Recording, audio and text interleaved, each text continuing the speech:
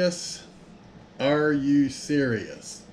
Hey, that's taken from one of my favorite podcasts that I listen to. And Patriot Sister out in the Midwest who linked me up with that podcast. And I do want to talk to you about something that is serious. Hey, fellow Patriots, Bravo Echo here. Hey, I just wanted to stop by and drop a podcast to you. I wanted to ask you a serious question. What are you waiting for? For real, what are you waiting for? The walls are crumbling down. If you are not paying attention to everything that is going on around you in the world and here in our great country, things are moving fast. Things are getting worse, faster. And I want to ask, what are you waiting for? If you are on the fence and you can't decide at this point what you need to be doing, I have to ask again, what are you waiting for? It is moving faster and faster day by day. Prices are going up. The shelves are less stocked. Yeah, fuel dropped maybe 30 cents, but we're still paying over $2 per gallon from where we were at in January of 2020. Crime is up city to city. Criminals are being released after committing crimes, basically with no trial and complete forgiveness of violent crimes that they're committing against we the people. It may be on your TV and it may not have hit local to you yet. It will. It's coming. And again, what are you waiting for? All right? I have to ask you, how much does it take to get your attention to the reality of what is taking place? You can go to rally after rally, you can watch CPAC, and you can watch these other political events that are taking place, and you can be holding out, waiting on the 2020 November election. What do you honestly believe is going to change if there's even an election? I personally don't believe it'll happen. I have felt this way for the last 2 years. I hope it does. But if they haven't fixed the voting machines, what will be any different even if they have it? And while you're going to these rallies and you're making signs and you're holding them up and you're tired of this and you're tired of that, what's changing? Absolutely nothing. And every time you watch these rallies or you attend these rallies and you spend hours and hours and meetings and this and that, every single day you're getting punched in the face time after time after time. And to this point, you've left your hands to your side and you've put up no resistance because you are waiting on someone else to fix the problem for you. Why? Because you're good people, and that's how it has been historically. But if you can't see what is going on, there's no one coming to your rescue. Yesterday, in Mar-a-Lago, in Florida, we witnessed the federal justice system go into a former president's home and conduct a raid. We can agree or disagree on what it was for, what they were looking for, but I want you to look at the last 10 years and supposed crimes that we were told of that have been committed, and the people are walking free. Nothing happened. Then we went through a whole campaign and a previous president talking about lock them up, lock her up, lock him up, lock everyone up, and no one got locked up. And now they're trying to lock him up. Again, you can agree or disagree. It's not the point that I'm talking about. The point I'm talking about is a justice system acting with injustices, especially against a former elected official of what was once the greatest superpower on earth.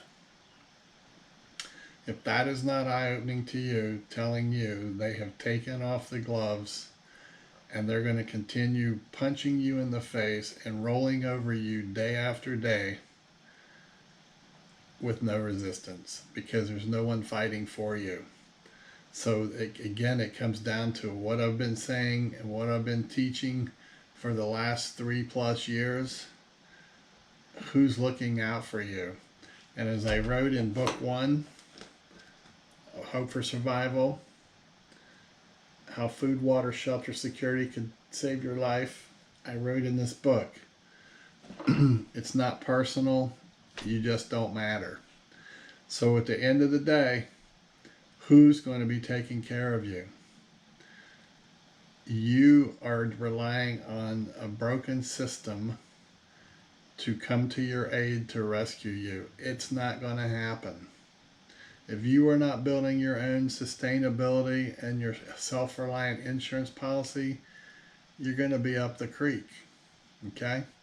And I'm seeing all these different people in meetings. Okay? They're great people. It's not personal. All right? I'll be friends with all of you. But I'm doing you an injustice if I don't come to you and tell you you're letting yourself down, you're letting your family down. Okay? I just don't get or understand why there's still so many people who fear stepping into the responsible role of getting prepared and getting their families prepared. I, it's not passing the test. Okay? So let me tell you about some of the people that I'm seeing. In the years that I've been helping people get prepared, I continue seeing people who try crawling under the fence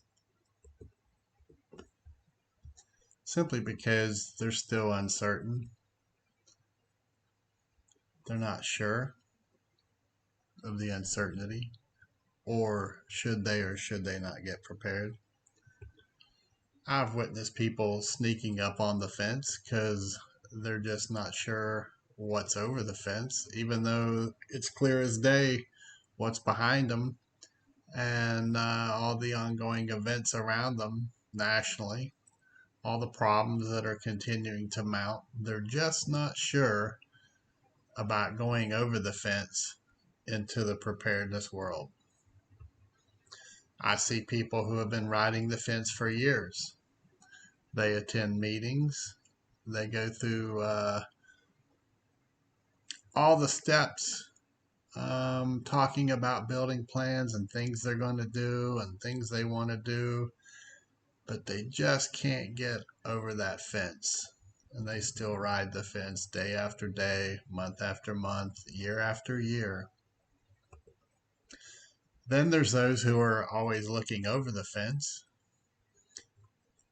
even though they know what's chasing behind them. They still just aren't certain if they should go ahead and cross the fence into the preparedness world. Then there's those who are peeking through the fence. What is on the other side? I know everything in my head, but am I capable of taking the steps once I cross the fence to the other side? Can I be prepared? Then there are those who continue running away from the fence. They know everything that's on the other side and getting prepared and being self-reliant and have self-sustainability, but they just keep running away from the fence time after time after time. They'll spend hours, if not longer, telling me all the things that are going on wrong in the world, but they just won't cross the fence to the other side. They see the light, but they're not sure yet if it is the light of hope or a train coming at them. The rainbow of hope across the fence. I've witnessed numerous people who have crossed the fence, retirees, professionals, day-to-day workers, young, older, they see there's problems out there and the problems are not getting any better, and they're taking steps to build self-sustainability and that personal insurance policy of preparedness for their home and for their extended families.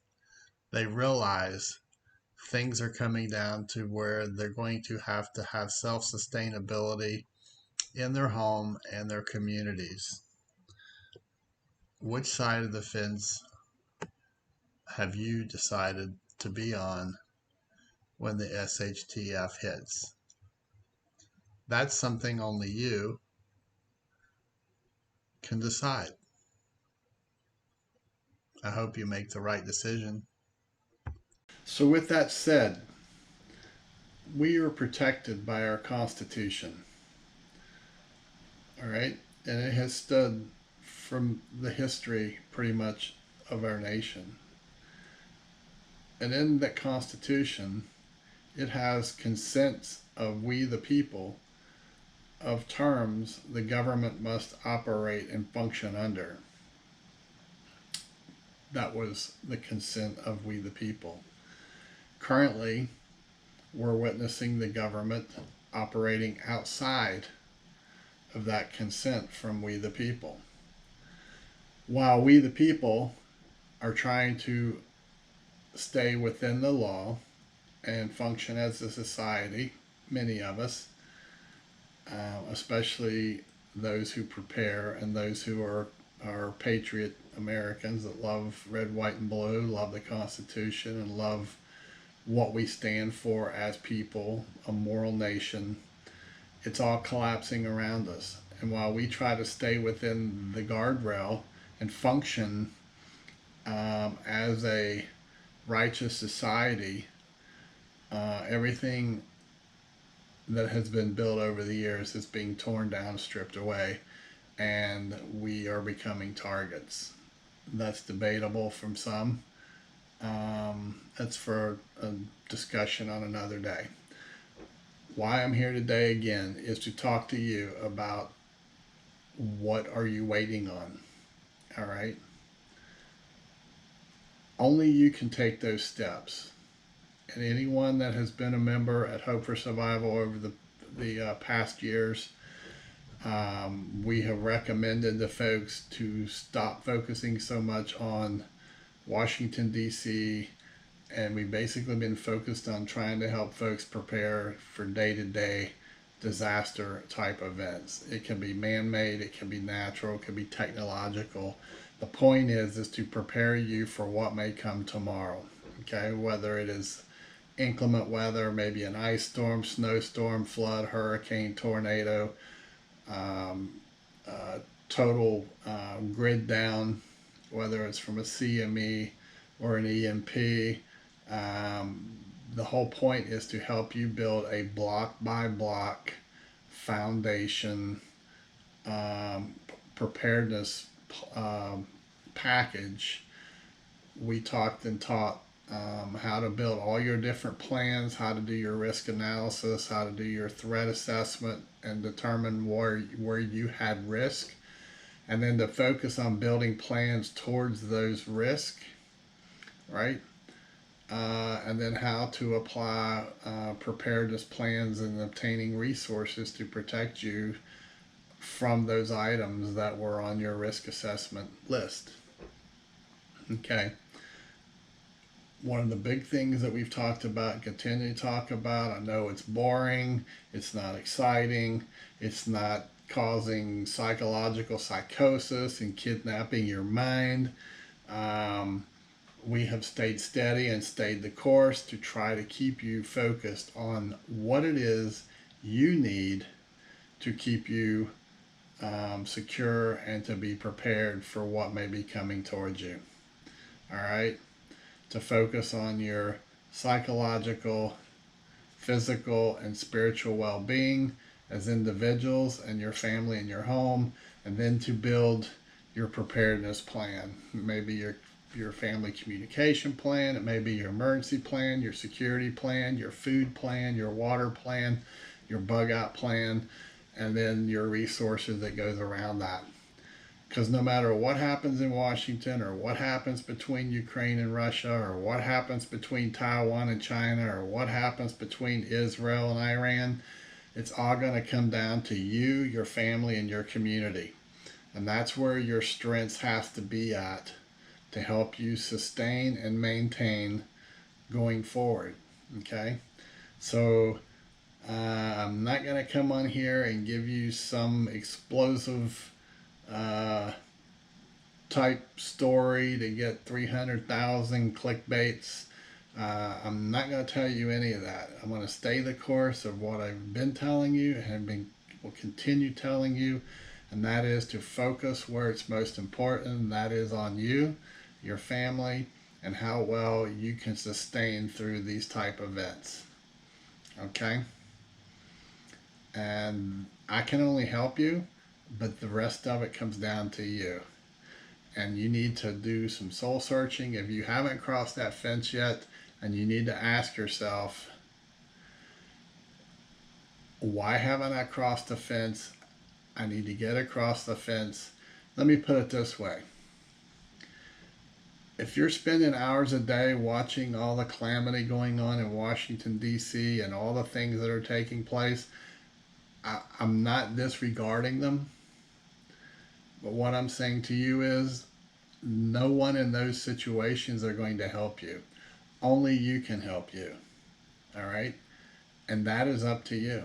And there's people around you in the preparedness world who will help you, but your time is running out. All right?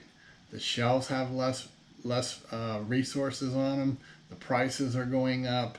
Ranchers are selling off cattle because they can't afford to raise them. Farmers are not growing food. The majority of the large farmers in America are not growing food this year. On the world stage, numerous nations are lined up competing for global food resources. All right. I heard on a podcast last week a CEO from a major food company stating that the UN has projected, based on the current availability of food, that upwards of 1 billion with a B people could die of famine over the next 12 months. All right, that's 1 billion with a B. I believe many of those are projected for the continent of Africa and over in the Middle East. But what is that telling you? The days of old in America, they've changed, and they're going to continue to change. And the question is, are you going to change and adjust to what you need to do to get yourself and your family ready? All right? So we'll close off with that. All right? Bless you. Come see us at hopeforsurvival.com. Thanks for tuning in to the Hope for Survival YouTube channel. If you got any questions, you can email me at preparedness101@protonmail.com. Don't hesitate. The clock's ticking and your time's running out. Until next time, Bravo Echo out. Thank you for checking out the Hope for Survival YouTube channel. If you are new to Hope for Survival, you can check out our books at our webpage. Book 1, which is Hope for Survival, Getting You Prepared for Disasters, and Book 2, Hope for Survival, The Mindset, are both available for order on the website.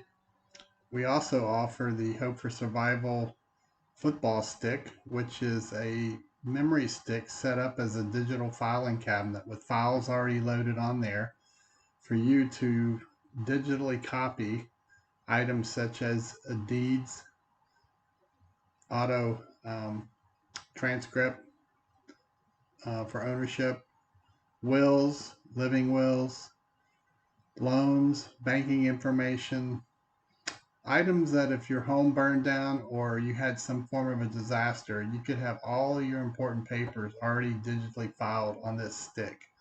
All you do is simply drag the digital file into the appropriate preset folder so that you'll have it in the event of a disaster. You have to flee your home in a hurry, or also if you're away from home and you need critical information that's personal, If you have your memory stick with you, you can put it in your computer and pull that information up wherever you may be. Again, you can find these items to order at our website, https www.hopeforsurvival.com, or you can email me at preparedness101@protonmail.com, and I will try to help you out. Again, thanks for checking out the Hope for Survival YouTube channel. Hope to see you again.